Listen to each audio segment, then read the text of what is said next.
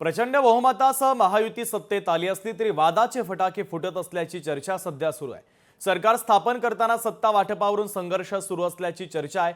पालकमंत्री पदावरून तिढा सुरू असल्याचं दिसतंय। त्यात आता मुख्यमंत्री देवेंद्र फडणवीस आणि उपमुख्यमंत्री एकनाथ शिंदे यांच्यामध्ये वॉर हे रंगल्याची चर्चा सुरू झालेली आहे। प्रचंड बहुमतासह महायुती सत्तेत आली असली तरी वादाचे फटाके फुटत असल्याचं सध्या तरी दिसतंय। सरकार स्थापन करताना सत्ता स्थापनावरून संघर्ष सुरू असल्याची चर्चा आहे।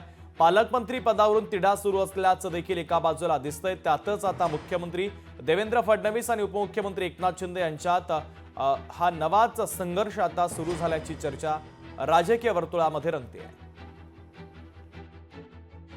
माननीय एकनाथ शिंदे साहेबांनी जो उठाव केला त्यामागचं एक महत्त्वाचं कारण होतं।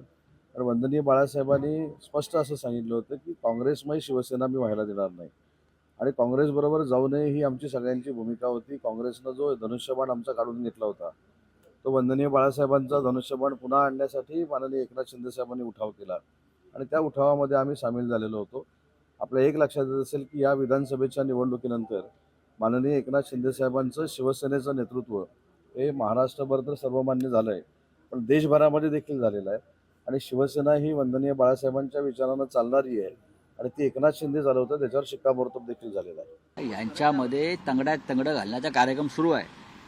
एकनाथ शिंदेने मला शहाणपणा शिकवू नये। एकेकाळी ते माझे अत्यंत घनिष्ठ मित्र आणि सहकारी होते, तेव्हा मला त्यांनी शहाणपणा शिकवू नये। काय केलं पाहिजे आणि काय त्यांची लाईन त्यांनी मारावी, कोणाकडे त्यांनी कोणाला लाईन मारायची ती मारावी, त्यांनी तेच केलं। जे सरकार भ्रष्टाचारातून गद्दारीतून निर्माण झालं त्या सरकारचे ते प्रमुख होते। तुम्ही संपूर्ण न्यायव्यवस्था निवडणूक यंत्रणा विकत घेऊन तुम्ही तुमचं सरकार टिकवलं। आम्हाला काय तुम्ही सांगताय? लोकशाही मराठी ऐका, पहा, जागरूक रहा।